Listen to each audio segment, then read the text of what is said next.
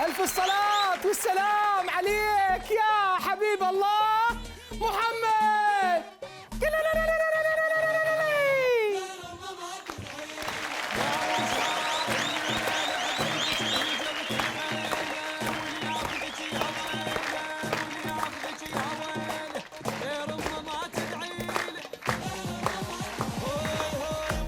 لحظة، كوشة العريس.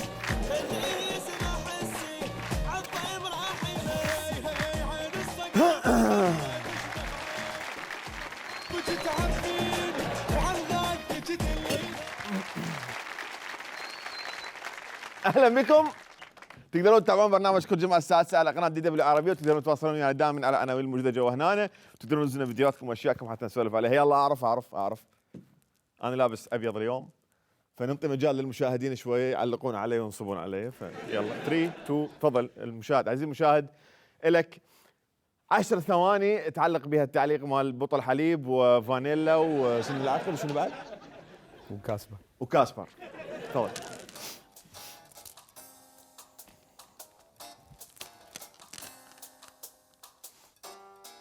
حطوا لهم ضحكة صلاح. هاي السوالف تسويهم بالعالم مو علي، وانا اسويهم بالناس. انا اسويها بيكم، مو انتم تسوون علي، تصبون علي وعلى اللون الابيض لابسه اني. عموما اكو بعد تعليقات لو خلاص اكو بعد. شنو رايك راح يجي مثلا بعد؟ ايش طالع شنو؟ بطل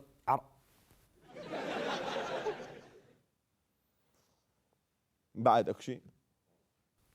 فلورس. فلورسن، طالع فلورسن. المهم هاي الحلقه الاخيره قبل الانتخابات، بعد يوم من العرس الانتخابي، وانا متضامن مع العرس الانتخابي ولابس ابيض ببيض اليوم. هذا العرس الانتخابي اللي ما راح يصير باي تغيير، بس بالنهايه هو عرس، والعرس في كثير من الاحيان يكون فاتحه ضيم مو فاتحه خير، ويتحول فيما بعد الى ذكرى تشوف بها الصور تتذكر طيحان الحظ اللي سويته بصبعك، مع اختلاف الاصبع المستخدم. كل عرس اصبع الخاص به. فهاي الحلقه هي الاخيره قبل الانتخابات. الجمعه الجايه راح تكون عندنا عطله بالبرنامج، وراح نرجع الجمعه اللي وراها محملين باحداث الانتخابات. الله يعلم تحترق صناديق والله ما ادري ايش راح تصير. اما اللي بقوا بجعبه اليوم فهي الوشاله مال الرؤوس السياسيه اللي بعدني ما مشتغلها. مقتدى، المزفتها، البوي وهادي وغيرهم. اذا تسالوني ليش ما حكيت عليهم ليه هسه، فلانه هذول احترقوا وماتوا. الى رحمه الله. لا ما ماتوا بقلبي، ما ماتوا صدق، ماتوا بقلبي. اسف سيدي. لأن مثل ما تعرفون الإنسان يمرون بحياته أصدقاء وسياسيين، قسم من عندهم يموت وقسم يموت بقلوبنا. بعدين اتصال يعني جاني ثاني يوم قالوا صاحبك توفى. لا، إلى رحمة الله، إلى رحمة الله. اي والله، بس الحمد لله ما توفى. الحمد لله طلع عايش، طلع عايش، الحمد لله والشكر. فاجيت لقيت الموضوع فبركة. لا الموضوع حقيقي. لا بس هو شنو بقى بالانعاش. لا زين جيد، طلع عايش جيد. يعني الموضوع يصدم، موضوع رعب يخوف، حادث سيارة يعني مصنف تصنيف. فهنا ما تحملت، ما استوعبت الحالة، جبته وعالجته وكذا. والله هي جيد الحمد لله ما صار بشيء. وردت احاول ارجع يعني المياه المجارية، فما صارت الظاهر نوى انساني. الله. اي والله يابا الموضوع صدق، ما لا اله الا الله. لا الله يرحمه. الله يرحمه مات. لا عدل. يابا فضي سطرته ترى الولد مات لو عايش هسه. اهله يسوون فاتحه لو يروحون يزوجوه. بس مات بقلبي. إيه. مثل ما ماتوا هوايه ناس بقلبي بحوادث ثقه. مقتدى ويوري والمزفتها والبوي وهادي. من توثق بشخص وتخليه كل شيء بحياتك، هذا الشخص لو راح يبقى وياك للابد، لو راح يعطيك درس ما تنساه للابد.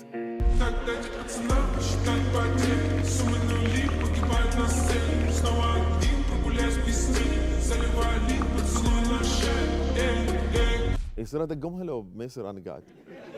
براحتك سيدي. لا ما يصير يا اخي، ما اقدر اشتغلهم بعد، خلاص ماتوا بقلبي. وين اكو واحد يسولف ويا ناس ميته؟ حتى الضرب بالميت حرام. علي شايف لك واحد يحاور ميتين؟ اي نعم سيدي.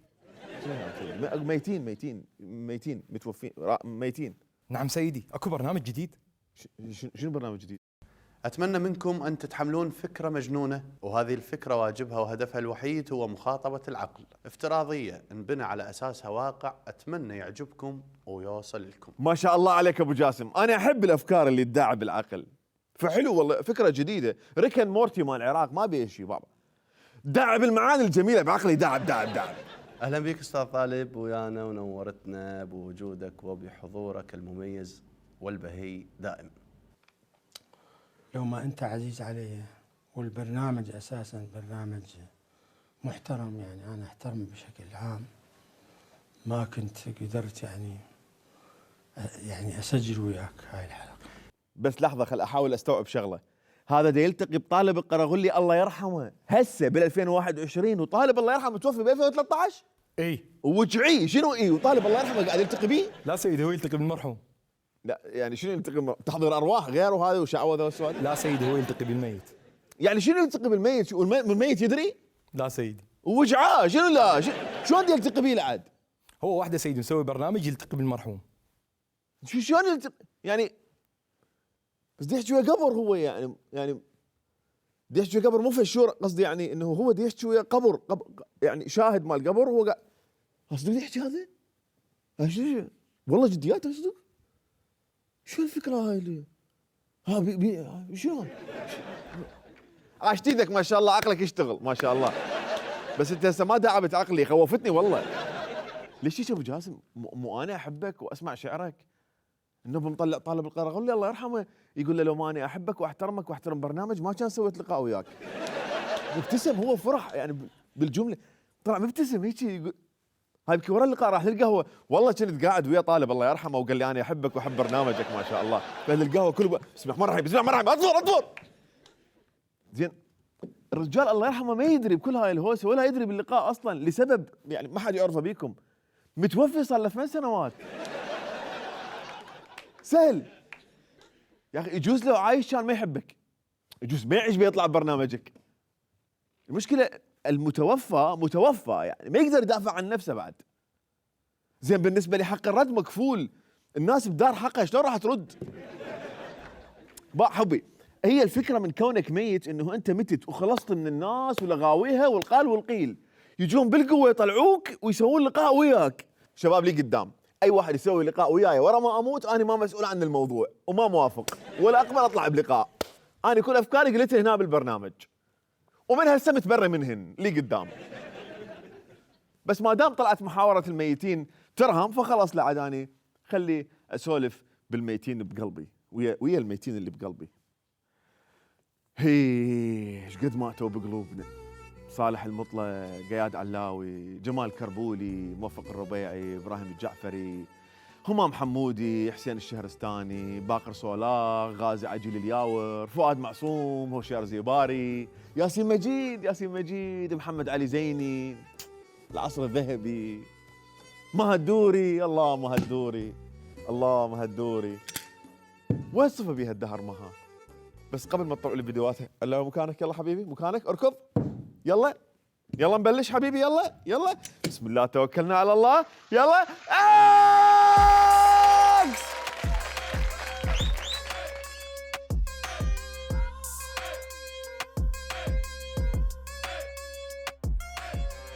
التيار الميدري، التيار العدم الاستقرار بدمه يجري، اللي شنو تاليها وياهم احنا ما ندري، انه التيار الصقري.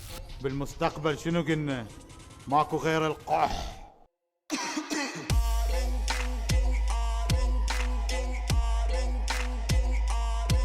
اولا مرحبا بكم. تحركه ينهض، تتركه يرد ينهض. بعد تفهمون ما تفهمون ما قح راس التيار الكبير. القح هو النزيه، هو الثابت على خطه، هو الذي يقدم مصالحه. وانا قلبي محروق حبيبي.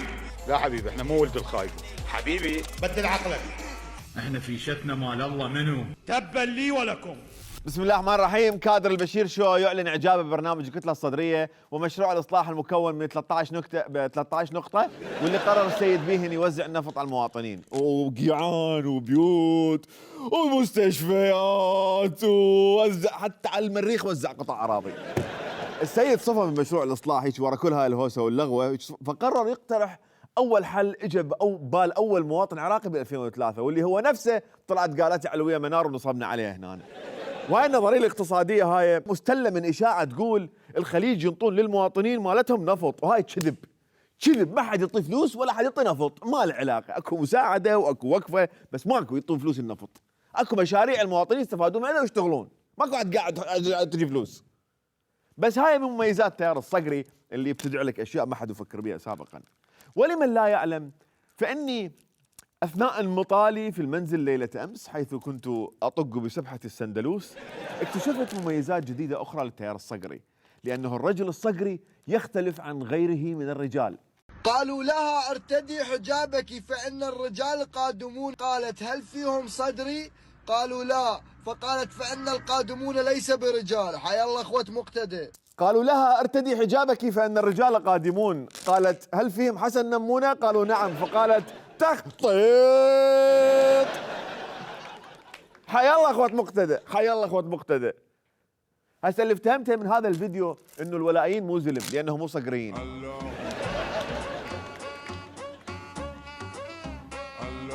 يلا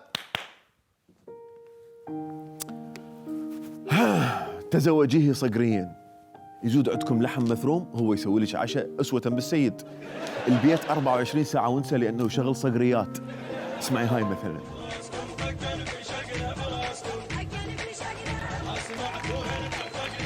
شفتي؟ إضافة لكل هذا الرغد بالحياة يجي تعبان للبيت ما بيحيل يسوي مشاكل، لأنه يوميا السيد مطلع عماله يلبخ بحائط البنيان المرصوص. وأخيرا تشعرين وياه بالأمان، لأنه من تتعاركون يقول لك باكر أطلقك وينام، يقعد الصبح يبدل. وبالخطوبة الصبح يقول لك أنا منسحب من هذا الزواج، العصر يلغي الانسحاب على مود مشروع الإصلاح ومصلحة الوطن ويعطيك نفط. حيا الله اخوة مقتدى، حيا الله اخوة مقتدى، حيو. راح يجي اعرابي يسالني ايش مدري اخوة مقتدى وضعهم مثل السيد، اجاوبه احنا اكتشفنا اعلام التيار الصقري ومتحدثيه حالهم حال السيد، كلش ما تفتهم منهم، وعلى راسهم المفتقديها جدا الدكتوره مها الدوري. مها الدوري وين؟ السيد وين؟ السيد القائد مقتدى الصدر لا مو زعيم ولا سيد المقاومه عبرها، ولا سيد العراق عبره، سيد العرب ان شاء الله الان وان شاء الله يعبرها. وان شاء الله يصير يعني سيد الحليب بعد، ان شاء الله يصير سيد الخواتم، ايش عندنا اياه والله نفرح له. والله احنا نتمنى السيد يصعد ويصير سيد اوروبا. احنا نتمنى السيد يبقى يصعد ويصعد ويصعد ويصعد ويصعد ويصعد ويصعد ويصعد لحد ما يروح للمريخ. يريد له ناس يصير سيد عليهم ماكو، فيصير سيد على الالينز، سيد الالينز. اي دكتوره مها، ايابا قبل من اجي يقولون اجى العيد، هسه من اجي يقولون شو تريد؟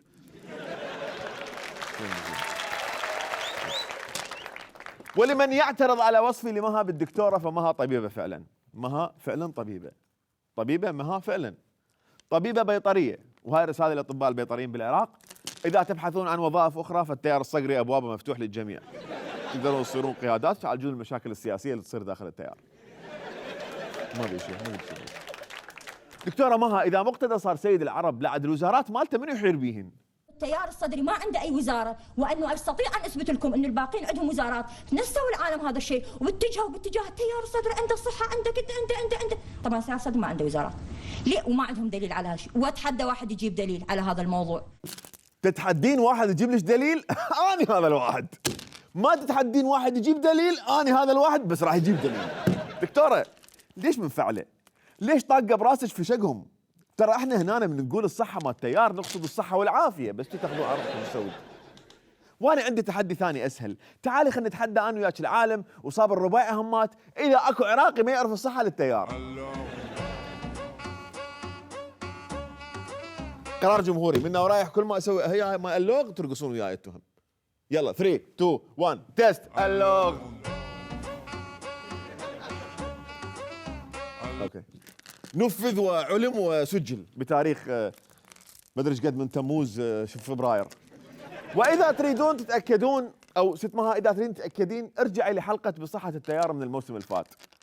واذا الحلقه بعيده عليك امشي دقيقتين بهذا اللقاء مالتك نفسه، بس اعبري دقيقتين راح تلقين مها الدوري تقول مو انا هسه شو اقول لك؟ اقول شيء بشكل اعور، عفوا هاي الكلمه، ماكو شرف خصومه. ايش معنى باوعوا انه احنا عندنا وزاره وزارتين؟ ليش ما باوعوا من سماحه السيد مقتدى صدر شال 6 وزارات وانطاها للسيد المالكي؟ من راح تقول له سيدنا مولانا انا ما اقدر ادير الحكومه، سماحه السيد صار شال 6 وزارات وانطاها للسيد المالكي بس حتى ينجح. ليش هاي ما شافوها؟ احنا هسه شفنا شيء لا مها. طلعت عندكم وزارتين مو بس الصحه. ست وزارات لخ متبرأ بهن للسيد المالكي قبل. للمالكي سيد؟ عاش ايدك سيد، عقلك يشتغل. والله لو ماخذهن ومخربهن مثل الصحة احسن. حيا الله اخوة مقتدى، حيا الله اخوة مقتدى، وهنا عندي حكاية للسيد. وزارات العراق مو للبيع. شفتي مها؟ هياتها ما هذا تقول لك عندنا وزارتين، بعدين ايش بيش تهوسين علينا وتحدينا ليش؟ مشاكلك حليها ويا روحك وتعالي.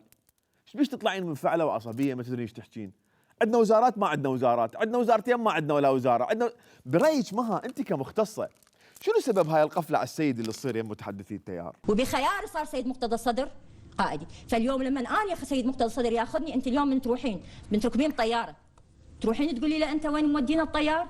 لو من دخلين على طبيب تقولي له اريدك تعالج تتدخلين شلون يكتب لك الدواء ما يكتبش دواء، انت بعد امنتي به انه هذا الشخص جدير انه يعالجك، هذا الشخص جدير انه يوصلك، لكن بعقلك وفاعليه عقلك وصلتي الى هذا الموضوع. والله اذا الطيار سيد مقتدى الزوج اللي يسافر اخلصها سيارات اقعد بالبيت اعتكف، ارجع للبغال والحمير واسافر على المطي وما اصعد بطياره يسوقها مقتدى.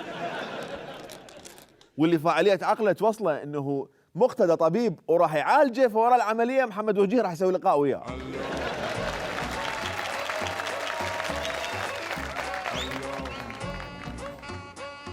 دكتوره خلي اشرح لك الناس شلون تسافر وتطير، لانه الظاهر انت من البيت للمكتب كلش ما تدرين.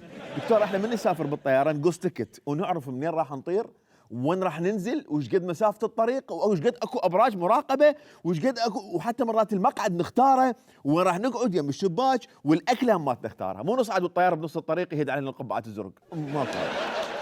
اما الطبيب فمن ناخذ له مريض ويموت بتقصير من عنده، فالطبيب راح يتحاسب وينحبس، مو نطيع ونسكت. لو عارف القفله مالتك على حطتها وايد احسن، لان كل المشاهدين هسه قاعد يقولوا لك شغلتين، الاولى يصنفون على قاط الابيض، الثانيه يقولوا لك عشت ايدك عقلك تشتغل. ما شاء الله. حيا الله اخوة مقتدى، حيا الله اخوة مقتدى. على اساس جاي تقرب الفكره هي. ترى الاعلام مال التيار الصقري اذا يبقى هيك راح تضيع السلطه من ايد السيد، ترى انا اللي قدام دا اقول. السيد مقتدى الصدر يعني قائد ومعترف به وكاريزما، والتيار الصدري يحترموه ويحترمون اوامره. انت متى تتكلم على شخص يدور سلطه بقوه السلاح، ولا تتكلم على شخص يريد حرب اهليه. الشهاده لله السيد قائد وكاريزما وميم. والله ميم مو شقه. طبعا ميمز باليوتيوب اكتب ميمز عراقيه من بين كل 3 فيديوهات واحد على السيد. اي عصام لا السيد ما يدور سلطه يدور وجوه. انت نفسك عزيزي المتحدث عصام مرة كتبت منشور قلت عادي ننتخب واحد ما مرشح ويا السيد، المهم صدري من عندنا. اجى وزير السيد بنفسه قال لك حيا الله اخوة مقتدى ورزلك قدام العالم وشد لك لقب سوسه وراح. سواك علش بحلق الصدريين جماعتك وقام يرزلوك الناس اللي قبل بيوم ملتمين يمك يقول لك عاشت ايدك. على هاي الطلعة البسيطة مالتك سواك انت وجماعتك درس وعبرة وخلاك تعتذر، حتى ما حد منكم براسه يطقن في شقهم ويطلع ويقول انتخبوا الزينين حتى لو ما مرشحين ويا السيد. وتقول لي السيد ما يدور سلطه، لعد شي يدور طشه. اي يدور طشه. شو جديات دور طشه، هو صدق يدور سلطه وطشه. ورا ما شد لك وزير القائد لقب سوسه خلاك انت بنفسك تطلع تقول اني سوسه. وما تقدر تفك حلقك. بس انا ما اعرف منو سوسه، انت لو انت سوسه؟ طبعا يكتبوا لي سوسه سوسه ما قلت لك اليوم انا. انت سوسه؟ طبعا. شنو سوسه؟ يعني لقب يعني لان انا شويه من اكتب انخر. بالله تنخر عظام، يعني هم الجمهور سموك سوسه بشكل عام؟ تقريبا الجمهور. زين. انا السوسه الزنانه بسنانك شو فرحانه، بنخر فيهم ليل نهار حتى تضلي زعلانه. انا السوسه المنحوسه، انا السوسه المنحوسه. حلبي استاهل هاي هيك اسمها، حيل استاهل والله العظيم. انا شو يصير بي قليل هاي اسمها هاي.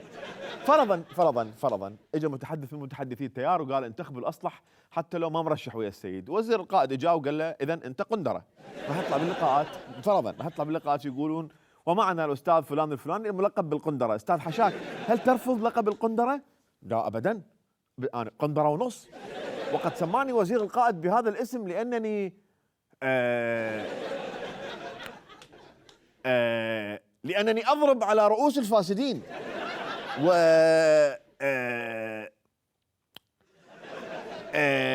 ربما لأنه يمشون بي بطريق الإصلاح. سوسة يا سوسة حبيبي، السيد ما يدور سلطة، لعد خلي أجيب لك الصدريين وياهم أنت يجاوبوك على أنه السيد ذا بروحه شتيلة على السلطة. شنو 100 شكو؟ لا بل 500. المفروض يحصلون الأخوة 200 مقعد. يحصل 120 انتخابات. يا الله، الله يسمع من كلامك. يعني سارون راح يحصلون 120 مثل ما اقول له يقل عن 100 مقعد في المرحله القادمه. قريبين من ال100؟ قريبين من هذا. بس قناعه انه انتم راح تحصلون 100 مقعد. اكيد من 90 الى 95 مقعد. احنا نازلين من 90 الى 93. من 80 الى 100 مقعد. ممكن ان نوصل عتبه 80 الى 90. لانه من 90 الى 80 85 مقعد. اذا نركب يعني من 81 ل 83 مشي ناخذ 73 ايش نتمشى؟ كادنى المستوى 73 مقعد، ممكن نحصل 60 مقعد. يجيب 57 58. كلهم اجتمعوا على نقطة واحدة، شنو هذه النقطة؟ وتذكرين وأنا سجلت أسمائهم. اجتمعوا على أن الخط الصدري إنما انسحب تكتيكيا، لأنه ما يقدر، لا أو مو تكتيكيا، قالوا إنه ما يقدرون يطلعون 30 مقعد. صح يعني صح لو لا؟ صحيح. تمام. أنا منا أقول لهم باكر عقبة إذا رجعنا لا واحد من عندكم يطلع ويحكي ويقول ليش رجعتوا، لأنه إذا رجعنا فراح نكسر كلامكم أمام الشعب، حتى لو نطلع 31 مقعد فقط المهم نكسر كلامكم أمام الشعب. أنا أختلف ويا مها الدوري، أنا أعتقد التيار راح يجيب نفس المقاعد لأنه السرايا موجودين.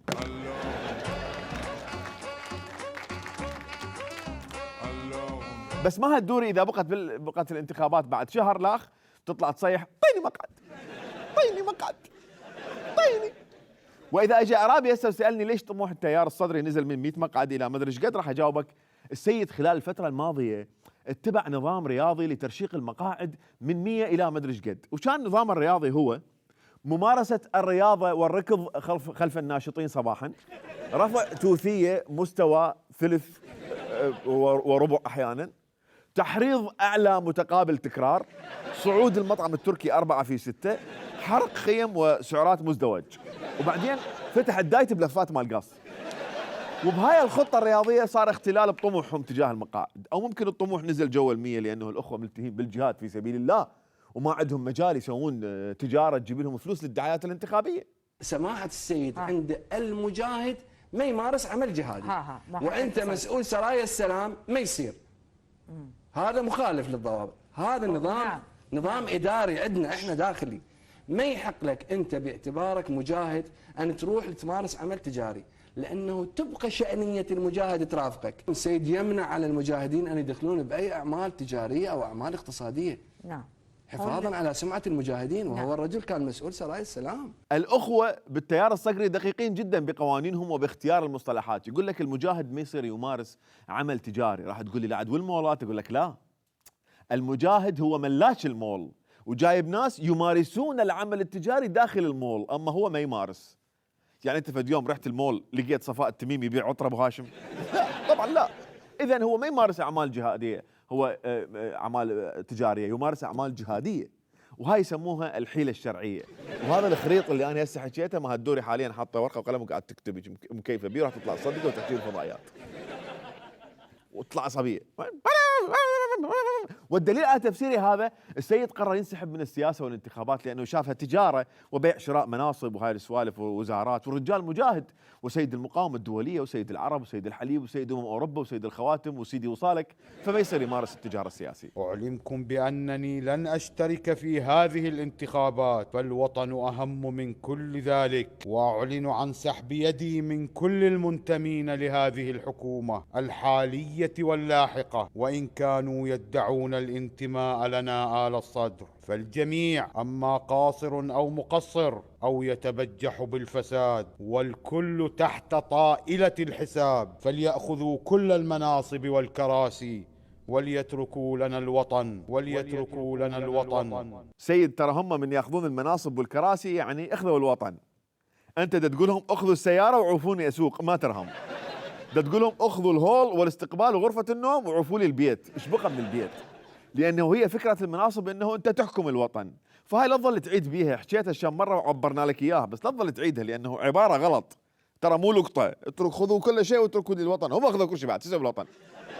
انا لو بيدي المناصب والكراسي كان رجعت للوطن، بس ليش ما اقدر ارجع؟ لانه هم ماخذين المناصب والكراسي. وانا اقول ما هالدور منين نجيب نظرياتها؟ اشتيدك سيد، اشتيدك خلاص اشتيدك سيد، عقلك يشتغل والله العظيم. ولأن السيد عقله يشتغل ولكي يفوت الفرصة على أعداء الإصلاح قرر يرجع للانتخابات. وسبب العودة الكثير منكم ما يعرفه ولا احنا نعرفه، بس اللي كثير ما يعرفه واحنا نعرفه هو موقف مقتدى الصدر من الانتخابات أساسا، مو بس بهاي الرجعة والطلعة، لا لا لا، الأبي الأصل. وين الديمقراطية اللي جابتها إلى الشرق الأوسط أمريكا والآن تريد أن تلغيها من الشرق الأوسط؟ هذه انتخابات مصر كلها ضرب وسكاكين وكذا، هي هذه الديمقراطية؟ لو فلسطين اللي تعزل حماس، لو بالعراق اللي ما فيش تسوي، وهكذا. أنا ما أريد يصير الإسلام تابع للغرب. ليش هو الإسلام ما عنده ديمقراطية منه وبيه حتى نتبع الأسلوب الأمريكي اللي تجي؟ وأصور الإسلام هو أبو الديمقراطية وأبو الحرية. ماكو داعي لأن نتبع أمور تمليها علينا أمريكا، بل ما يمليه علينا ضميرنا وديننا هو اللي نتبع. هذا لا أكثر. ها؟ شنو؟ منو؟ ايش قال؟ حسام منو؟ لا يابا مو ما ننصدم، مقتدى يعني يوميا يقلب، شنو صدم الموضوع؟ السيد عزه الله يعتقد ان الانتخابات بالاصل مشروع امريكي ما يصير نمشي وراه، لانه لازم نعوفه ونصنع ديمقراطيه الاسلام. والسيد عزه الله نفسه اللي هو ضد الانتخابات حاليا، هو صاحب اكبر قائمه بالبرلمان العراقي اللي يقول اجينا بالانتخابات. يعني اشتدك سيد عقلك يشتغل. بعدين سيد انت مو تدور اسلام، اجوا المتظاهرين سموا المطعم التركي جبل احد، انتم نفسكم اجيتوهم طلعتوهم بالتواثي من من جبل احد. خطير المتظاهر صديقه صدري وقاعد بصفه، طبله ورا يومين بتوثيه وسكينه، حيا الله اخوة مقتدى، حيا الله شنو منو ايش قال حسام منو؟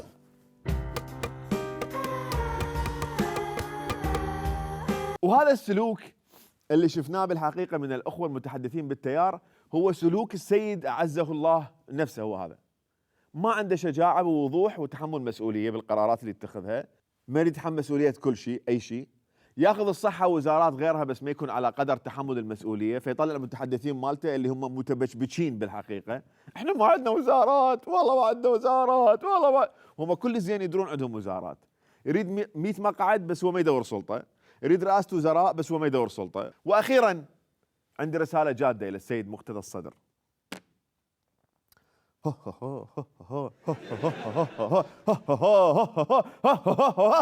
سيد رسالتي هي دأتي سيد، ايش قد صار عن المالات اللي نايم عليهن؟ خطية أنصارك مصدقين ما عندك شيء، يسوي لهم مشاريع معامل، شغلهم حتى يلتهون ويتونسون ويونسون عوائلهم. ترى انت ما تدري بيهم خطيه، انا ادري بيهم والله، ملعوب بيهم طوبه. خلي تصير عندهم بيوت، خلي يشترون سيارات، خلي يحبون الحياه. ما معقول انت عندك قدره تجيب رئيس وزراء وتعزل رئيس وزراء وعندك اكثر من 50 نائب وانصارك كلهم يعرفون بهالشيء وما تقدر تفتح لهم معامل مال اوادم من مكان ما باقين يوم يشتغلون 10. لا طلعهن المن نايم عليهن.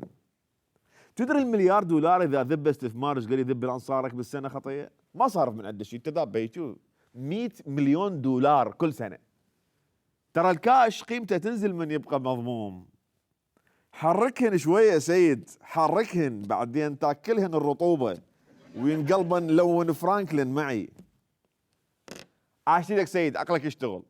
الوراء والآن مع لاغف الموازنات، مضيع المحافظات، القايم بالمالات، جالد الذات، البيدة الدوشيشمات، نوري المالكي.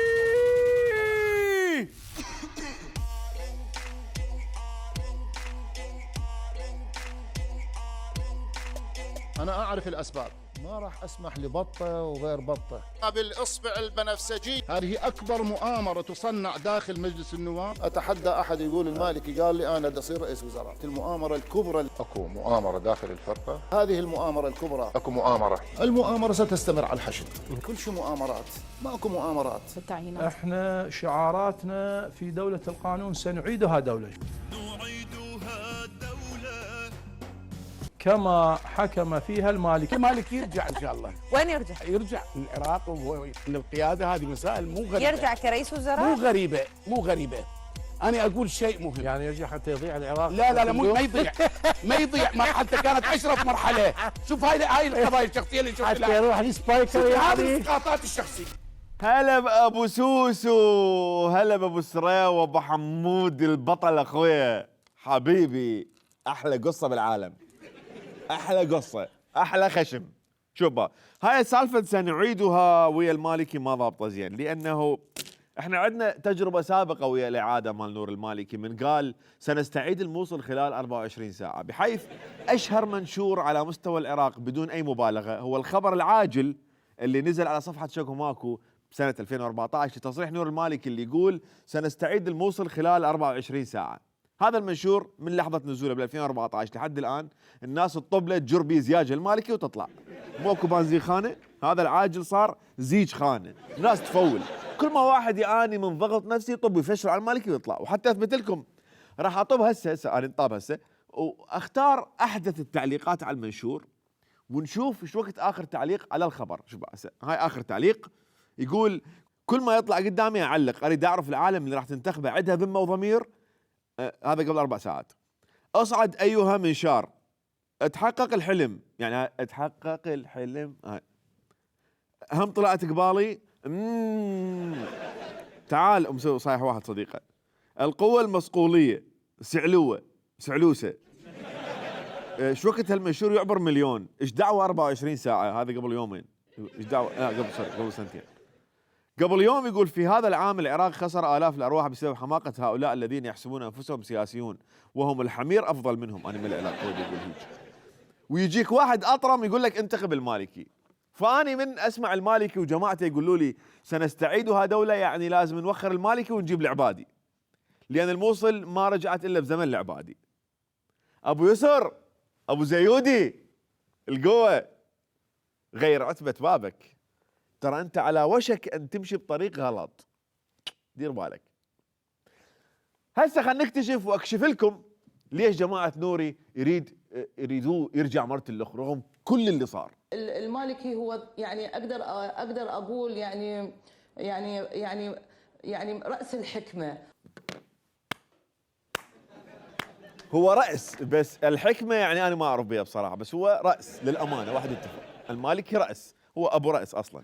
ست عالية، على هذا التصريح مالتك مال المالكي رأس الحكمة، أحب أقول لك أنا سويت لقاء وياك بال 2016 وأني نادم على هذا اللقاء، وأنا شخص مسؤول مو مثل المالكي، أعترف بأخطائي، وحتى لا أعيد هيك سالفة منها وجاي راح أمسح اللقاء مالتي وياك هسه من اليوتيوب مثل ما تشوفين. هذا اللقاء مالتك وهذا ديليت.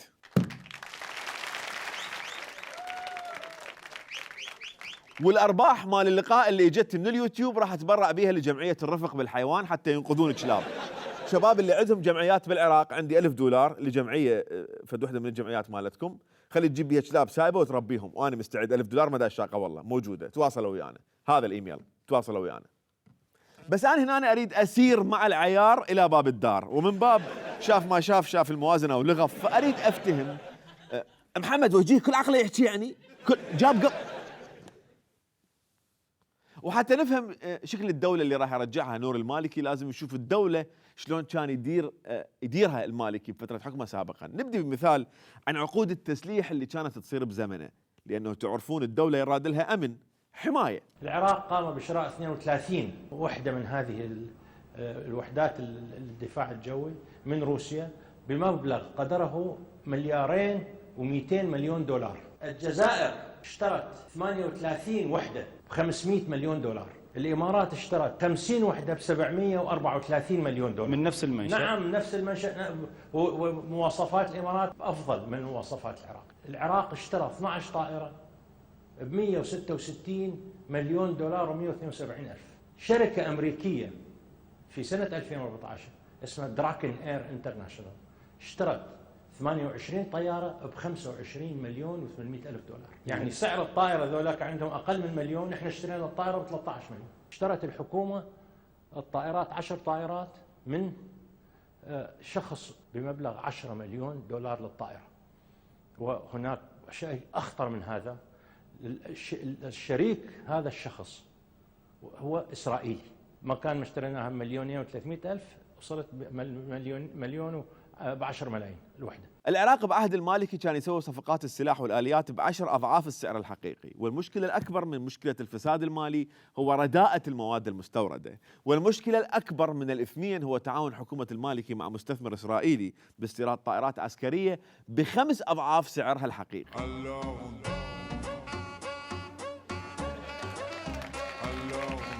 مقاومة، تدري هو مقاوم.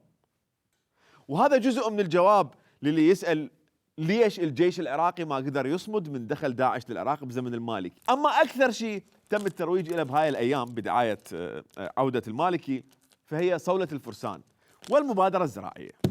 حققت المبادرة الزراعية التي أطلقها السيد نور المالكي أثناء فترة ترأسه الحكومة العراقية عملية صولة الفرسان التي قادها رئيس الوزراء السابق نور المالكي. المبادرة الزراعية ترى صولة الفرسان الأولى. سوينا المبادرة الزراعية من أجل أن ندعم الفلاح وندعم البلد والحمد لله. المالكي من راح على البصرة. حتى البيئة تتحسن إذا تحسنت الزراعة. صولة الفرسان عندما كنا في ذلك الوقت خرجنا على الخارجين عن القانون. احنا لما رحنا البصرة ضمن دعوات الناس.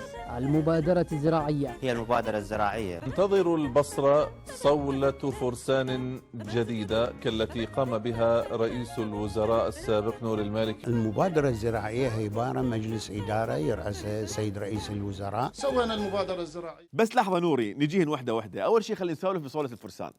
صولة الفرسان لو ما التحالف والطيران الامريكي والبريطاني اللي دعايتك الانتخابيه الحاليه محاربتهم فانت ما تسويها. واذا انهدك هسه وحدك بدون بترايوس باي صوله ترجع مضيع صوله شعابك.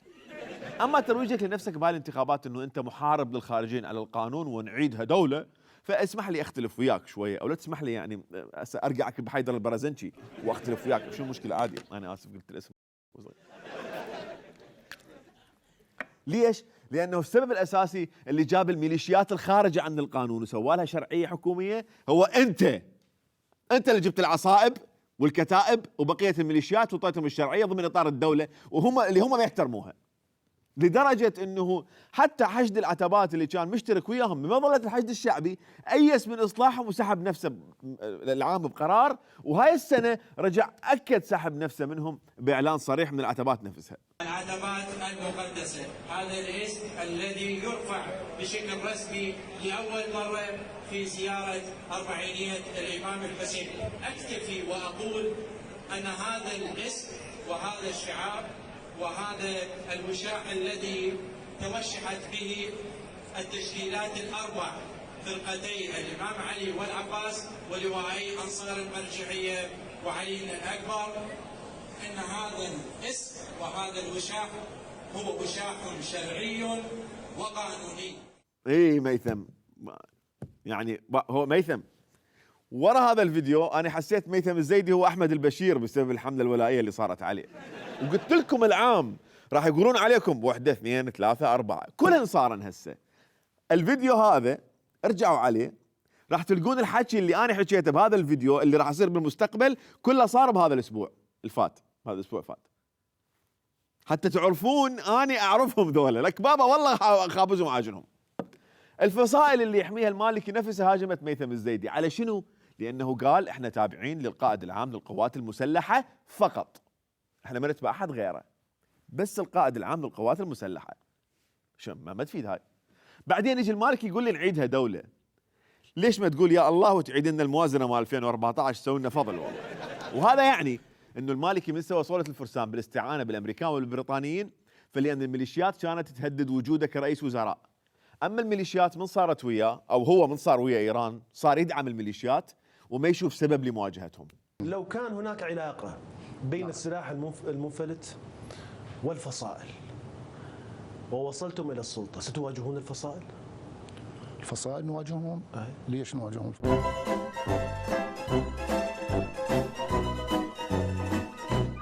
لا حبيبي ماكو، بس دي يزعمون بالدولة، لازمين اخت الدولة ودي يتناقشون وياه بمواضيع خاصة. تفاجئ خطية يعني، ميليشيات عندها سلاح تاخذ خاوات وتاخذ مشاريع وتقتل العالم. ليش اواجههم؟ تربيتي ذولا، ولدي اخوتي بزازيني ذولا. بعد شوي يقول حسام منو حسام؟ وبهاي الحالة سالفة انه انا ابو صولة الفرسان ما تاكل كدعاية انتخابية استاذ، لان هالمرة لا الامريكان وياك ولا البريطانيين وياك ولا انت عندك مشكلة ويا وجود الميليشيات، فانسى لي اياها.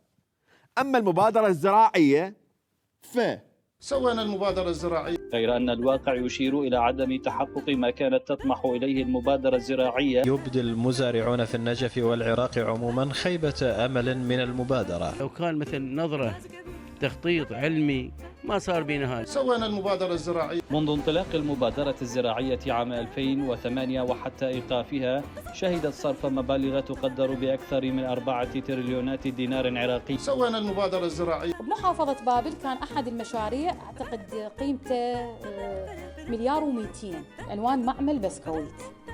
سووا بسكت على المبادرة الزراعية. صدور حكم جديد بحق أحد مدراء المصرف لتورطه بالفساد وسرقته لمليارات الدنانير، ومنهم من هرب خارج البلاد. 500 مليار دينار عراقي ضاعا بالمبادرة الزراعية، يعني حتى اللي زارع شعر بزمن المالكي متهم بالفساد ولازم نحقق وياه. حتى الجواسيس اللي زرعتهم الحكومة لازم يصعدون محكمة. لو زارعين الكل فلاح وثالثة ما يصير هذا 500 مليار. لو مبادرتك الزراعية تزرع بالبرتغال هم يصير بها خسر هذا 500 مليار. وأخيرا هو هذا شكل الدولة اللي المالك يريد يستعيدها: عقود تسليح فاسدة، هدر مالي، ضياع موازنات، إعطاء الشرعية للجماعات المسلحة الخارجة على القانون، انهيار محافظات بأكملها وإلقاء اللوم على مواطنين، ملايين النازحين وآلاف الشهداء نتيجة للسياسة اللي استعملها والخطاب الطائفي اللي كان يحكم به. وهنا عندي حشاية واحدة المالكي فقط: باليوم اللي عرفتك بيه. يلا جرمنا وصحنا التك الثاني مالتك. يلا الولا ابو البنجات الشابع حمايته بوكسات، مسوي دايت وما قاطع الحلويات، هادي العامري.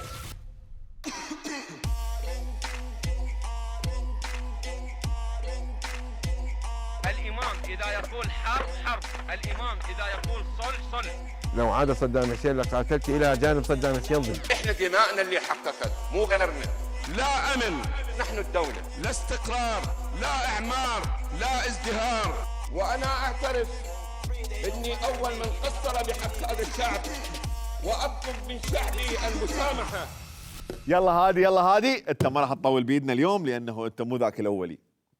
والله ما كنت مقرر اخذك، بس هيك بالطريق للمرشحين وماشي كنت والله، وواحد من جماعتي نزل يريق المائيه ولقيناك بالطريق فقلنا خلينا نصعده. يلا صعد، يلا حبيبي، يلا توكل على الله. يلا ابويا، يا لك ليش ما يجي شوي؟ يا الله توكلنا على الله. يلا حبيبي. انا عندي سالفه وياك من 2014، بس قل لي والله ايش صار منها؟ أنا مسوي رجيم معين. إيه مسوي رجيم معين. هذا الوضع الحالة اللي موجودة سمنت، فقررت سويت رجيم. أنا مقاطع الآن 4 مرات تقريبا، مرات إلا أفطر يلا آكل خبز كل أنواعه. إيه.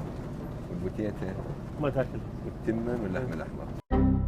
سمك موجود، دجاج موجود، خضرة موجودة. أوقف دقيقة. هو هنا المفروض كان دا يقاتل، وين اكو مقاتل يسمن ومحتاج يسوي دايت؟ وكان دا يجاهد، هو كان مو على اساس خبزه وطماطيه ما تسمن. الدايت على شنو؟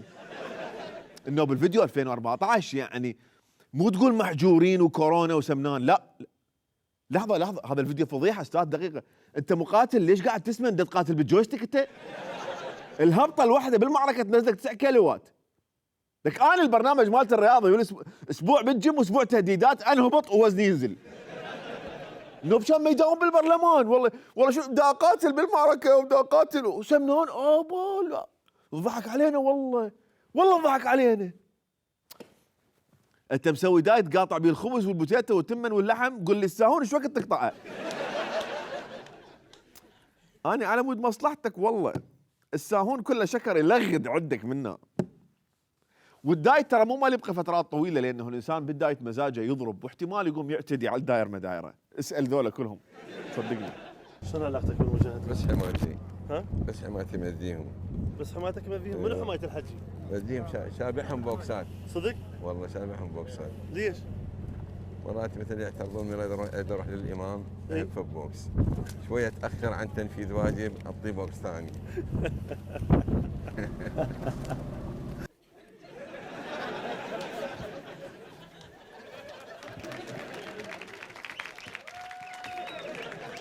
غير يقعد ون بنش العامري.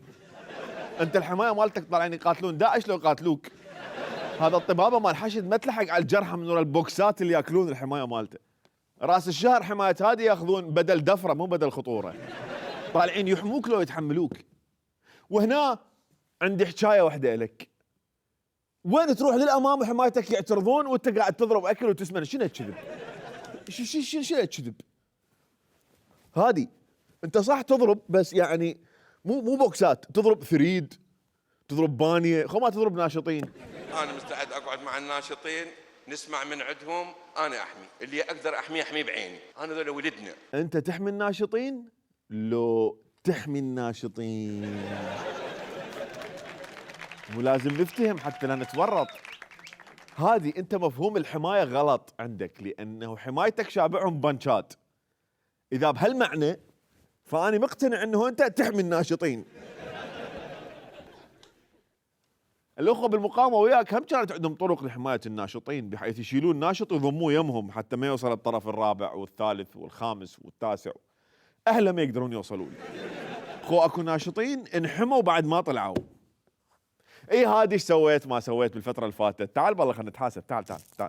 اذا نريد فعلا نتحاسب 2012 2013 ما كملوناها، وفعلا داعش في نهاية 2013 بدأت تسيطر على مناطق، وفي بداية 2014 سقطت الفلوجة، في 9/6/2014 سقط ثلث العراق بيد داعش. راح بيد داعش ببركة صاحبك ابو راس اللي قاعد وياك بتحالف البناء ويريد يرجعها دولة الخلافة مدري شنو. اذا انت مسوي دايت لروحك فهو سوى دايت للعراق كله. بس متفقين انت تريدنا نتحاسب على 2012 و13 ما عندي مشكلة، تؤمر امر. ووصلت للميضع يم شيء. نرجع بالزمن الى هاي الحقبة لما كنت انت وزير نقل وطلعت عليك ملفات فساد، قسم من عدها هو الآتي. أكثر من 1000 موظف في وزارة النقل اشتروا قطع أراضي بشكل مباشر من وزارة النقل، وحصلوا على سندات خاصة بالعرض لتصدمهم وزارة المالية بأن وزارة النقل لا تملك هذه الأراضي وهي ملك لعقارات الدولة. كل عملية البيع التي تمت في عهد الوزير هادي العامري عملية فساد وعملية تزوير قامت بها منظمة بدر في قانون الدمج. منظمة بدر إلى الاحتلال فإحنا عددنا 13,000 منتسب. زين. اجى قانون الدمج اعطى حق لكل من كان بالمعارضه ان ياخذ تقاعد او رتبه او يداوم بالمؤسسات العراقيه. هذول ركنوا 7,462 منتسب وهم الان في حاله سيئه جدا. بدر انطى دمج الاكثر من 2000 بدري فقط، لكن زين. 28,000 حصه لبدر بيعت بيع بالسوق.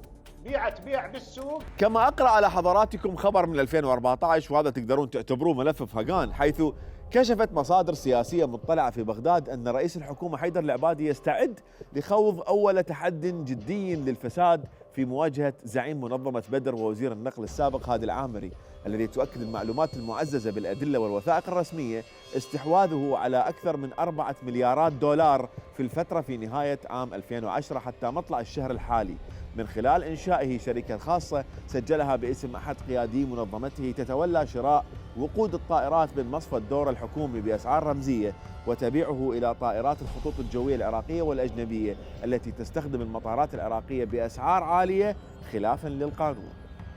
هسه شو تقول هذه؟ نتحاسب هنا، محاسبة تحاسب وياك، ما أعتقد تريد نتحاسب. واللي يريد يعرف ليش القضاء ما لحق هادي على هاي الملفات اللي انفتحت عليه بفترة كونه وزير، فلأنه هادي بلسانه قال احنا نضغط على القضاء. القضاء نضغط عليه، نسوي كذا، تعال ما ادري شنو. موضوع الفساد اللي وين صارت معاملات راحت الى الفساد؟ بس بتروح معامله الفساد ونبدي لا ما ادري شنو بها توازن، هذا نعني به انه ضرب الكتله الفلانيه، هذا معناه ضرب الاكراد، هذا معناه ضرب السنه، هذا معناه ضرب الصدريين، هذا ضرب معناه المجلس الاعلى. وجينا احنا هاي التوازنات السياسيه هي تتحمل مسؤوليه الاخطاء الماضيه، كلنا نتحمل. واخر كلمه اوجهها للجمهور قبل لا احيل ملفه للاكس هي كلمه هادي العامري الشهيره: وأنا أعترف أني أول من قصر بحق هذا الشعب، وأطلب من شعبي المسامحة عما جرى منا. أنا أعترف أننا قصرنا بحق هذا الشعب، وعلى الشعب أن يعفو عنا. لا ايش قد حلو اخوان، والله ايش قد حلو اخوان، انا قصرت وزعت بالبلد فاعذروني، يعني هذا مو غداكم، والله ما كنت تدري راح تجون على الغداء، فاعذرونا على التقصير اخوان. هادي اعتذارك ما مقبول، وما اعتقد الناس راح تقبل اعتذارك. يلا منا خليكم ويانا.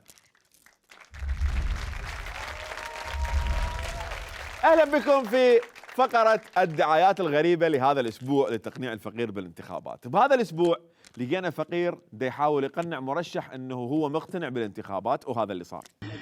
السلام عليكم ورحمة الله وبركاته. كل الهلا بكم وعلى راس الدكتور، وحي ورحب بالدكتور جهاد. عندي قصيدة اريد القيها للدكتور الدكتور قتيبة، العفو. اعتذر يعني شوية والله ما اعرف اسمه. خاف لا عاد علمك كتبت القصيدة لما تعرفها. يعني المعاني اللي انت اجيت وسويت قصيدة على اساسها شنو هي؟ شلون؟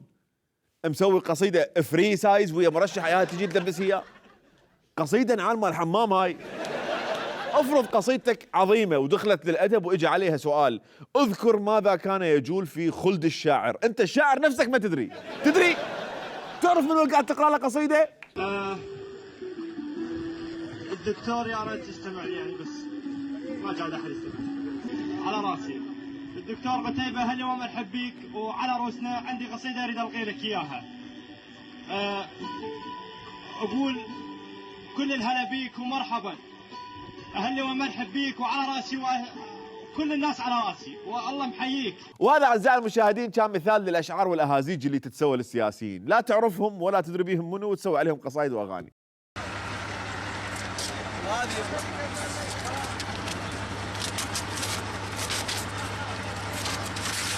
هذه جهد دولة.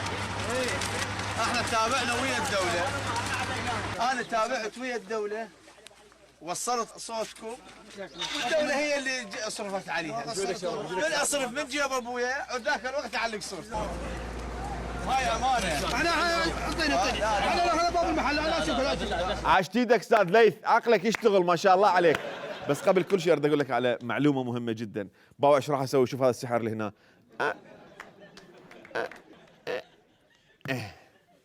ديليت للقاء اللي سويته وياك.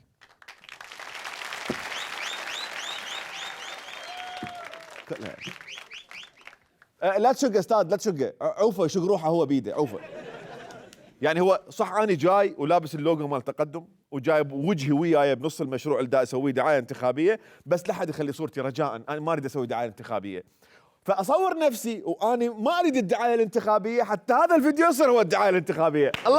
الله عقلك يشتغل، الله عليك يعني.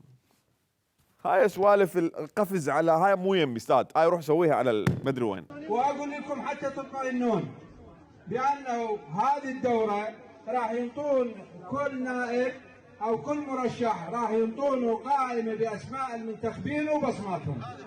فانا ايش راح اسوي اجراء؟ راح اخلي حاسبه على الباب.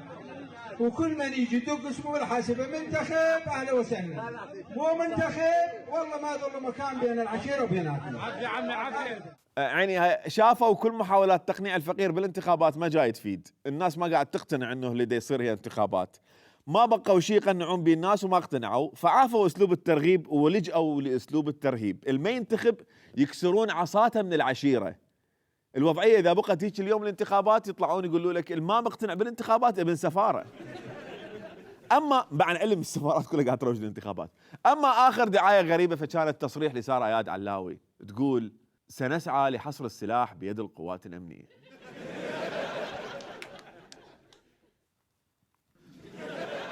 خليكم ويانا ساره انت تحصرين سلاح، ساره تحصرين سلاح، احكي الكبر بالمجتمع المنظمات الانسانيه، خليكم ويانا.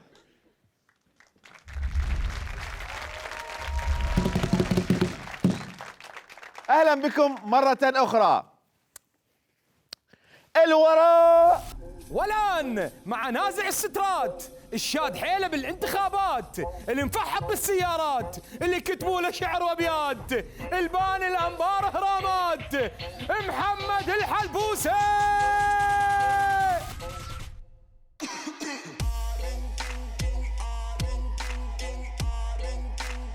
رئيس النواب الاستاذ المهندس السيد محمد الحلبوسي. محمد الحلبوسي. أنا أتي إلى العمل السياسي كنت أعمل ضمن اختصاصي. ويانا نجم فريق الدهن الحر الشعب العراقي محمد. أنا بالبطل مثل ما بنيت الرمادي سيدي تبني بغداد والعراق. لنسابق الزمن لنتقدم. مسؤوليتنا الأخلاقية أن نكرر تجربة الأنبار بظروف أحسن في محافظة اثنين. إيه يا الله أنت الله، إي والله في مال الله. ما تعيني هاك خل اشوفهم شلون تنزع الستر، لانه مو كل واحد ياهو جاي ونزع سترته. نزع الستره الى اصول استاذ. يابا ايش راح اسوي بيكم؟ افتحوا لي ساحه عيوني، افتحوا لي ساحه.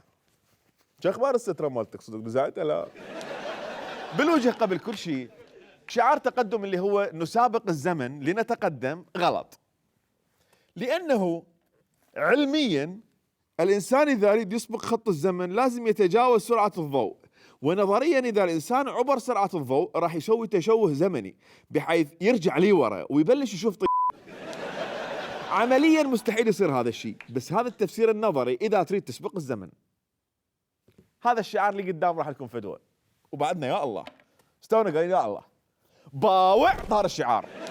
اما الحمله الانتخابيه اللي صار لهم سنتين يروجوا لها، احنا عمرنا الانبار، بنينا الانبار، خلصنا الانبار، الانبار بارشادات وتوجيهات الحلبوسي صارت دبي العراق، محافظ الانبار والدوائر الخدميه والحكوميه هاي كلها بالعلاقه راح هنيجي. ابو زيدون هاي شلون قابل بيها؟ شلون؟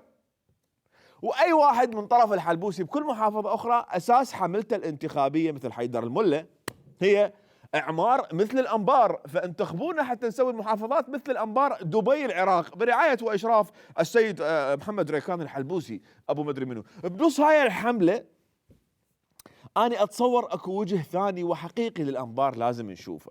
هي الانبار فعلا معمره؟ ففي محافظة الأنبار تفاقمت أعداد الفقراء لتصل ل41%، وغالبيتهم هم النازحون من الداخل. الوضع الاقتصادي يعني هنا حيل صفر يعني، فماكو تعيينات يعني كل من قاعد. محافظة الأنبار تشهد انتشارا مخيفا للمخدرات والحبوب الممنوعة، تجثم على تراكمات فساد وسوء إدارة محفوفتان بتكميم الأفواه. هذا ما خلفته الأمطار في الشوارع الفرعية والأزقة في أحياء القاطع الجنوبي من الفلوجة. المواطنون هنا أكدوا أن أبنائهم من الطلبة لم يتمكنوا من الذهاب إلى مدارسهم. مدينة الأنبار لم تستطع مقاومة موجة أمطار وغرقت العديد من أحيائها الجديدة. أسألكم بالله درجة الحرارة 50 بالصيف وهذا حال جبيل. لأنه هسه المسؤولين بالنسبة كقائم مقام مركزين خدماتهم على القضاء فقط، مهتمين بس بالشوارع الرئيسية وعارفين الشوارع هاي الفرعية. لا زالت العديد من مناطق مدينة الرمادية تعاني من سوء الخدمات فيها. اريد واحد يجاوبني جواب مقنع، اخصائي ماكو. تدري احنا المحافظه كلها على جهاز واحد. محافظه الانبار جهاز واحد مفراس. هذا مجمع المعامل الزجاجيه الوحيد في الانبار، هذا اللي كان يشغل 3500 الى 4000 موظف من الانبار. توقف ضجيج هذه الآلات منذ عام 2003، تركوا للبطالة المقنعة في أكبر صرح لإنتاج الزجاج والسيراميك في الشرق الأوسط. معمل اسمنت كويسة مستثمر من قبل شركة الرائدة للمقاولات منذ عام 2010. المعمل صرفت عليه في بداية الاستثمار بحدود أكثر من 100 مليون دولار لإعادته. ماكو خدمات، القطاع الصحي تعبان، المعامل الكبيرة متوقفة رغم الملايين اللي قاعد تنصرف عليها، من تمطر الدنيا الناس تفيض وغيرها. وهنا لازم أوضح شيء، الأنبار هي مو بس الرمادي، مو بس المدينة. الرمادي هو مركز المحافظة، بس من تقول لي إعمار مثل الأنبار يعني لازم أروح الهيت ألقاها معمرة، أروح للقائم ألقاها معمرة، للصقلاوية، الحديثة، العانة، الطويل، بغدادي، زوية وغيرهن ألقاهن معمرات. فمن تقول لي إعمار مثل الأنبار وأشوف ذني معمرات أقول لك ها أوكي هسه تمام. أما على هذا الوضع فلازم شعاركم يصير إعمار مثل الشارع العام اللي بيه إنارة بالرمادي والفلوجة وبس. أو حتى ترفعون شعار إعمار مثل الأنبار، لازم يتعمرون الأنبار بالبداية. أما ليش ما قاعد تشوفون هذا الجانب الأكبر المدمر مال الأنبار بالإعلام؟ فلأن الناشط أو الصحفي اللي يحكي خلاف الدعاية الحكومية راح يجون يشيلوه، ينحجز ويصعد فلقة وياخذون منه تعهد بعد ما يسويها، وإلا الأربعة إرهاب موجودة. وأتحدى واحد يثبت العكس. أما اللي ما تعرفوه بعد إنه هذا الإعمار اللي يسولفون به مو بس خزينة الدولة راحت عليه، لا، أكو عدد كبير من الدول المانحة اللي دفعت ملايين الدولارات حتى تشوفون هذا الشارع العام والتبليط هذا شوي. تتعهد الولايات المتحدة الأمريكية اليوم بتقديم 100 مليون دولار لمحافظة الأنبار للمساعدة في إعادة بناء الخدمات الأساسية التي يحتاجها مواطنو الأنبار ليعيشوا حياتهم ويسدوا حاجات أسرهم. أعلن السفير الأمريكي في العراق ماثيو تولر تقديم منحة جديدة بقيمة 500,000 دولار لجامعة الأنبار. لا أكو بها مثلا مستشفيات، إقامة المستشفيات، أعمار المستشفيات، مثلا المناطق الغربية، مناطق الفلوجة، هاي قدمت يعني صندوق الأعمار قدم الى هاي المشاريع. اكو مشاريع قدمتها الUNDP، المحولات الكهربائيه، الشبكه الكهربائيه اكثر شيء بالفلوجه. شارع فرعي تكلف صيانته الدوله مليار دينار، فيما لا يكلف ذلك على ارض الواقع عشر هذا المبلغ. حيث تم الكشف عن تزوير واسع، وين في محافظه الانبار، وين بالضبط في تقاعد الانبار. جوي يا جوي، انت تعرف المن قاعد تعطي 100 مليون دولار؟ محمد الكربولي وهيبة هيلبوسي they have light hands. هاي الملايين كلها بالإضافة لخزينة المحافظة لكذا سنة، بالإضافة لصندوق الأعمار مال المتبرعين من الدول، وبالإضافة لدول من الخليج قدمت منح لإعمار المناطق المحررة اللي من أهمها الأنبار، بالإضافة للسياسيين اللي يروحون يجيبون فلوس من الدول منا ومنا براس الأعمار والنازحين. هذني كلهن تريدون تخيسوهن علينا بعواميد إنارة وكم شارع مبلط وجسر كهربائي اللي كل كلفتهن ما توصل 10% من الفلوس اللي اجت للأنبار. إذا هيجي فالجسر الحقيقي الوحيد اللي صار بالأنبار هم أهل الأنبار، صاروا جسر للطيبين. وإذا اجى إعرابي وسألني هاي الفلوس كلها وين راحت إذا الأنبار هيجي وضعها؟ والله خوي احنا هم ندري مثلك، بس احنا ناس نتابع الأخبار ونتذكر ما ننسى. تعال تابع ويانا ما دام ما عندك شيء. لأن الحلبوسي أيضا فاسد. الحلبوسي فاسد لأنه جير رئاسته للمجلس إلى أقاربه وإلى أهله مثل فالح الفياض. هم فاسد يجب محاكمته. لكن الهمين وبتنسيق مع رئيس مجلس النواب محمد الحلبوسي مرر صفقة إعادة عدد من المديرين العامين مقابل 10 مليارات دينار عن كل منصب بحسب ما أكده مدير دائرة الأضرحة في الوقف السني. ويشير الهمين في كتابه إلى أن المرشحين للمناصب توفرت فيهم الشروط المناسبة وهما من الأكفاء وممن عملوا بأمانة. ولم تسجل عليهما أي مخالفة إدارية أو قانونية، الأمر الذي يتعارض مع قرار إعفائهم الصادر من رئيس الوزراء منتصف الشهر الماضي. وفي ملفات الفساد اتهم النائب علي الصجري رئيس البرلمان محمد الحلبوسي بسرقة مبالغ كبيرة من موازنة محافظة الأنبار. وأيضا الصجري وفي تغريدة له على تويتر كشف تورط الحلبوسي باختلاس أكثر من 800 مليار دينار من ميزانية الأنبار البالغة تريليون دينار بذريعة إعادة الإعمار فيها، أو فيما أشار إلى أن قيمة تلك المشاريع لا تتجاوز 200 مليار، متسائلا عن مصير بقية المبالغ المتبقية وأبواب أنفاقها. تريون ما انصرفت كلها على الأنبار. أبو زيدون التريون طار أبو زيدون. ال 800 مليار اللي علي الصجري يقول للحلبوسي خمطهن قادرة على تبليط الأنبار مستشفيات، قادرة على تبليط شوارع الأنبار سندلوس. ال 800 مليار تبلط لك 1440 كيلو مع الأرباح، وهذا رقم صدق مو شغال.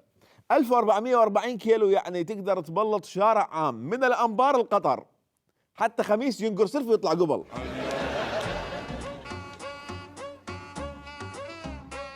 علي الصجري اللي دا يحكي هذا الكلام كان ويا الحلبوسي بايام تنصيبه كرئيس مجلس النواب ويروط بنظارته الشمسيه. تذكروه؟ كان من يجي الحلبوسي يقول اجى العيد، هسه من يجي الحلبوسي يقول له ها شو تريد؟ اما اللي وياه حاليا مثل عبد الله الخربيط فهم اتهمه مثل ما شفنا بالحلقه السابقه بالضغط باتجاه التصويت لوزراء مقابل تفاهمات سياسيه، وحتى ناخذ شهادات اخرى بهذا الموضوع فالشهادات خير من الله. يعني في موضوع السياسي لما تم اسقاط عدنان الزرفي قبل التصويت عليه كان بطلب شيعي، طلب شيعي من السيد الحلبوسي بانه يسحب دعمه الى عدنان الزرفي. حلبوسي رئيس البرلمان يختزل هذا البرلمان كله، اسمح لي يا اخوي، وهو يسوي بكيفه. صلاحيات رئيس البرلمان في اداره الجلسات، في الجلوس مع الكتل. السيد رئيس مجلس النواب عنده طريقه يعني يقدر يمرر يعني اللي عجبه يمرره يعني. حيث بعثت لجنه النزاهه البرلمانيه الاسبوع الماضي 3 مخاطبات رسميه الى هيئه النزاهه لاعلامها باستكمال التحقيقات في قضيه المدن الصناعيه في الانبار والنجف التي يتهم فيها المحافظ الحالي محمد ركان باختلاس 30 مليون دولار من خلال شركته التي كان يديرها واسمها بيت الحديد. وفي كتاب آخر تلقت هيئة النزاهة استفسارا حول استكمال التحقيقات بالقضية الأخرى المتهم فيها المحافظ والتي تتعلق بسرقة صناديق انتخابية وتزوير بطاقات اقتراع في انتخابات العراق لعام 2014. بالإضافة لذلك اسمحوا لي أقرأ عليكم الاعترافات المسربة في الإعلام لجمال كربولي والتي لم يتسنى لنا التأكد منها، حيث يقول في هذه الاعترافات: في 2013 تم إحالة عقد المدن الصناعية في محافظتي الأنبار والناصرية، أحيل عقد الأنبار إلى المقاول محمد ركان الحلبوسي الذي يشغل حاليا منصب رئيس مجلس النواب العراقي بمبلغ قدره 87 مليار دينار، ولم يتم إنجاز أي شيء من المشروع، حيث بقيت المدينة الصناعية على الورق وتم تقاسم الأموال بيننا وبين محمد الحلبوسي. عزيزي المزفتها، الظاهر أنت حتى لقب المزفتها هواي عليك، لأنه ما مزفت الأنبار فعلا. الموضوع مجرد دعايات وإعمار مثل الأنبار، والأنبار ما حد يعمرها وهذه السوالف.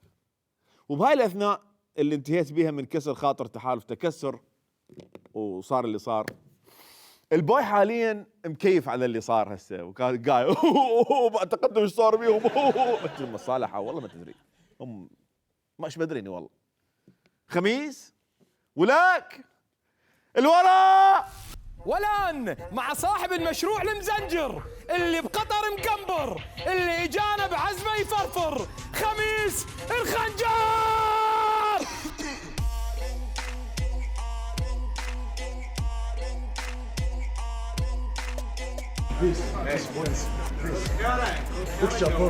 الذين عملوا جاهدين. ليس العراق صنيعة جغرافيته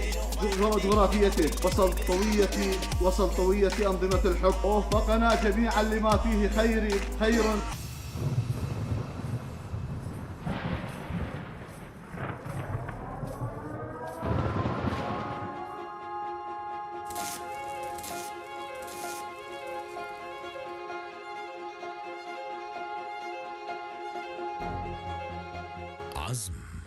عزمنا فتوكلنا.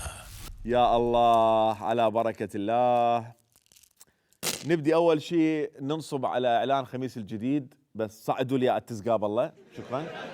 اولا ما اعرف ليش دا ترعد بالصيف، نمشيها يلا منخفض جوي، او واحد مصلي صلاه استسقاء.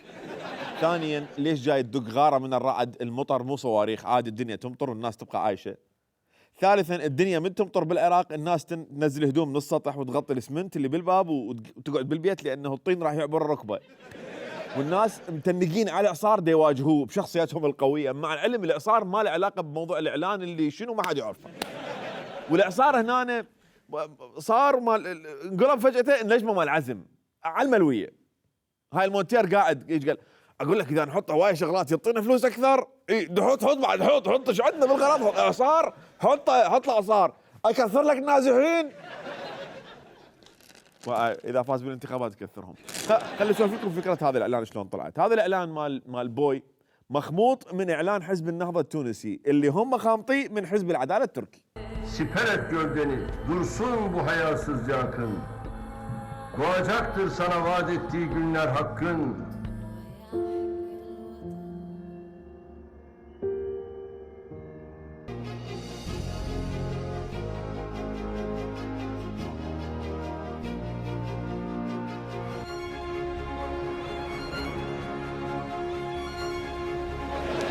يعني ما اعرف ليش خميس دا يعامل الاعلانات الانتخابيه على انها فلوس مال النازحين، ما دافتني.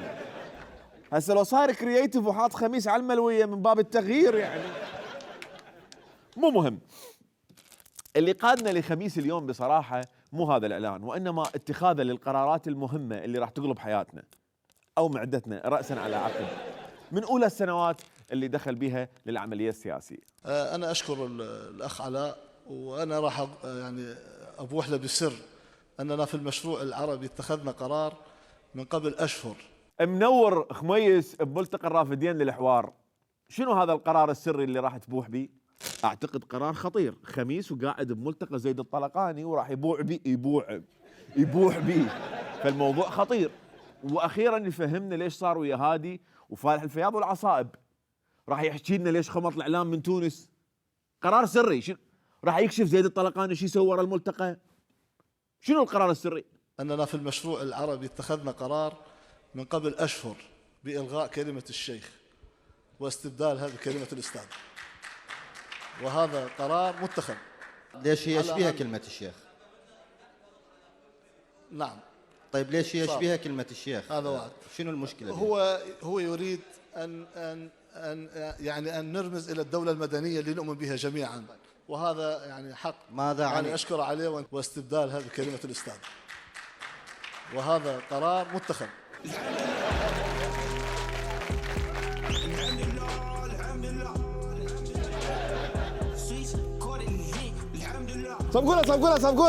صفقوله الله عليك.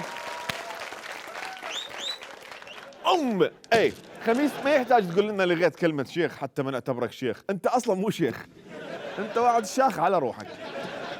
احنا ما لنا علاقه بيك، انت يعني انت اتخذت هذا القرار، انت مو شيخ يا اخي. خاف شخط خميس قرار وسري وانا محمس العالم، وواحد جاب تشيبس وواحد بال على روحه وواحد غطى الاسمنت، بعدين يطلع خذ القرار. زين هذا القرار اللي كل شيء ما استفادينا من عنده بحياتنا صار لك سنتين متخذه، وقناه الفلوجه مالتك لحد البارحه تقول هذا وأجرى شيخ الخنجر جولة ميدانية. ورعى رئيس تحالف عزم الشيخ خميس الخنجر.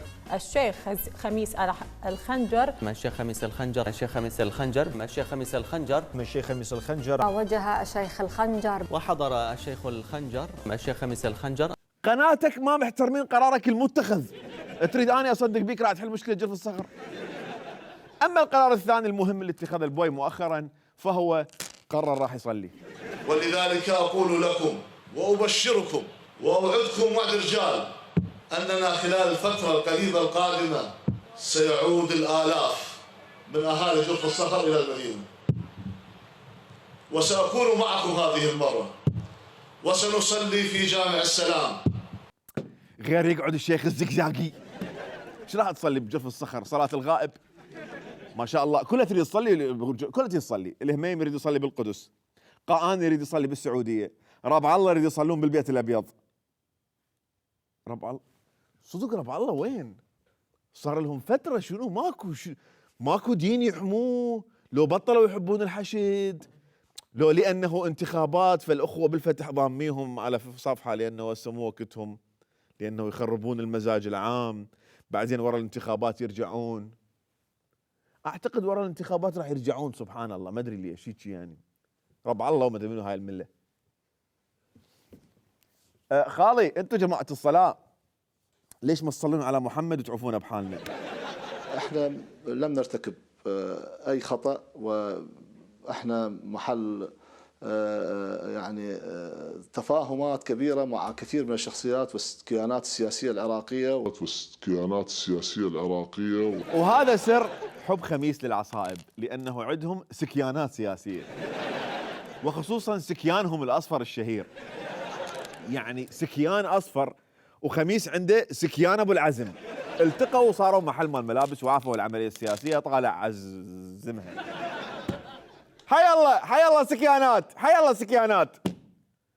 هذا هو سر العلاقة بين خميس والعصائب. عملية العلاقة بين خميس والعصائب صارت بعد ما كان مشروع الخميس السكيان هو محاربة الحشد وإخراجه من المدن. إذا دخل الحشد الشعبي إلى الأنبار، هل تقاتلون ضده أم ضد داعش؟ أهل هذه المحافظات سيقاتلون كل غريب يدخل إلى هذه المحافظات ويعمل بها ما عمل في صلاح الدين وفي جرف الصخر وفي ديالى، وبالتالي هذه المحافظات وهذه العشائر ستدافع عن نفسها، ستدافع عن أولادها. وهي الانتهاكات التي وصفتها لجنة حقوق الإنسان في الأمم المتحدة بأنها جرائم ضد الإنسانية، ترقى إلى أن تكون جرائم حرب. هكذا وجدنا الحكومة العراقية تسمح لهذه الميليشيات بالمشاركة الفعلية في عملية استعادة الفلوجة، وتستخدم الأسلحة المدمرة والعبارات الطائفية المشينة.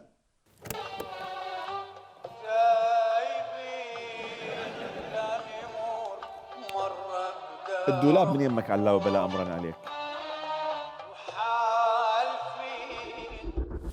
اليوم الانتصار على داعش والحمد لله تحقق بفعل هذا التماسك بين كل مكونات الشعب العراقي، وهذه التضحيات الكبيرة اللي قدمت من الجيش والحشد العشائري. واعتقد هيئة الحشد الشعبي اليوم موجودة كجزء من المنظومة الأمنية، وهذه مصوت عليها من قبل البرلمان ولا تلغى في النقاشات أو في التفاهمات. من أجل شعور المواطن في الأمن هو أن نهيئ له الظروف الكاملة التي يسعى لها الجميع بما فيهم الحشد والجيش والشرطة، يسعى الجميع إلى توفيرها من أجل عودة النازحين.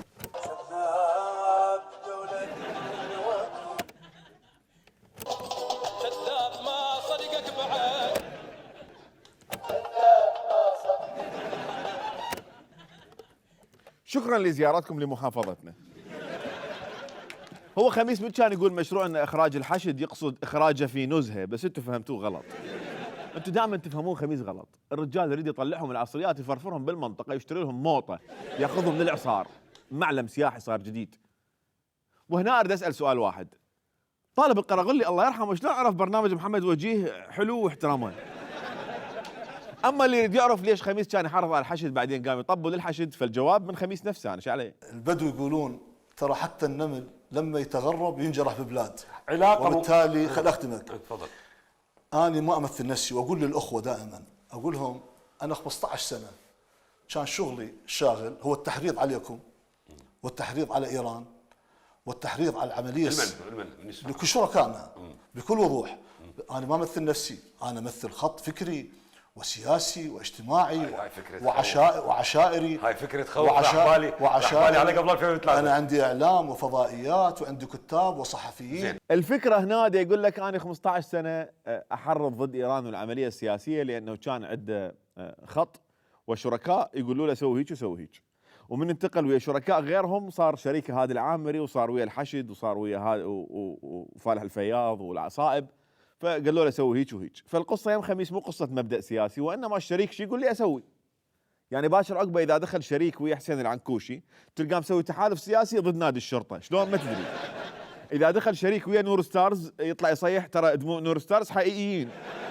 لا يابا انتخابات.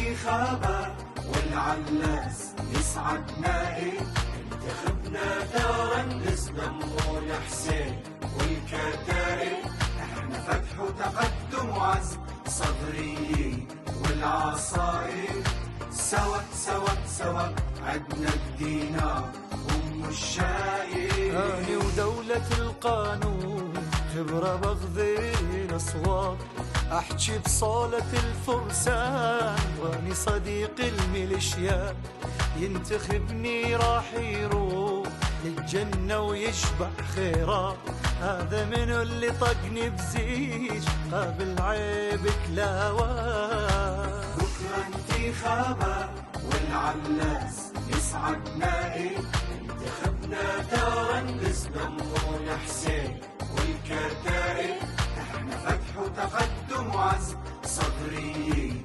والعصائب سوا سوا سوا عدنا الدينار ام الشايب لازم حكم الجارة يدوم بس لا تحسب هادي ملقلق اني اسحف للامريكان وحبقى اني يحكي معلق اني خميس ولقب البوي عند نازح كلش ينحب راس النازح جبت فلوس واني قيس بنفس المركب انتخابات والعلاس يسعد نائب انتخبنا دارا نسلم يا حسين والكتائب احنا فتح وتقدم وعزم صدريين والعصائب سوا سوا سوا عدنا الدينار ام الشايب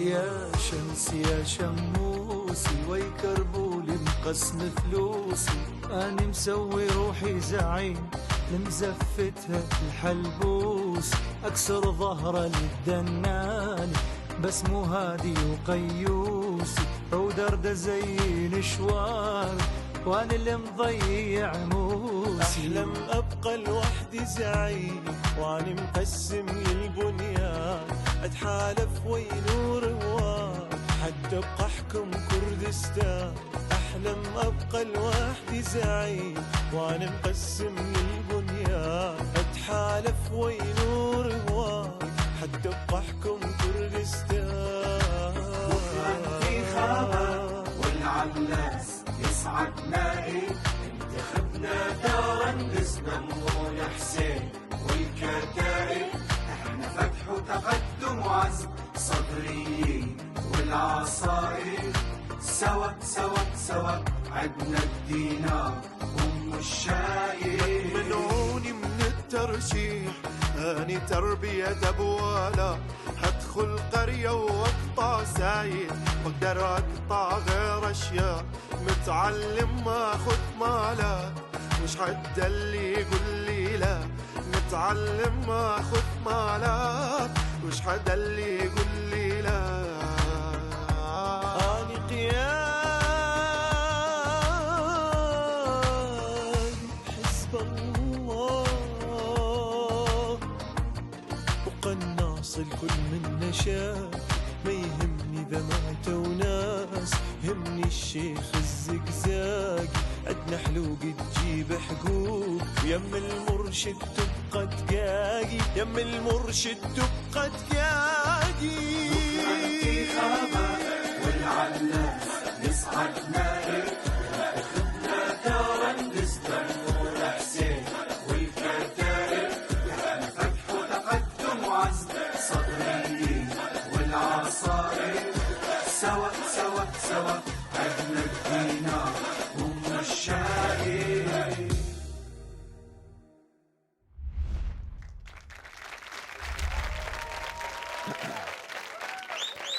شكرا جزيلا. كانت حلقات الانتخابات مهمة جدا حتى تقررون ايش راح تسوون انتم من خلال الانتخابات. رسالتي بالانتخابات هي انه انا ما عندي رسالة، انا ما لي علاقة، القرار قراركم، شو تسوون انتم تسوون، انتم احرار. تصبحون على خير، نشوفكم ورا الانتخابات.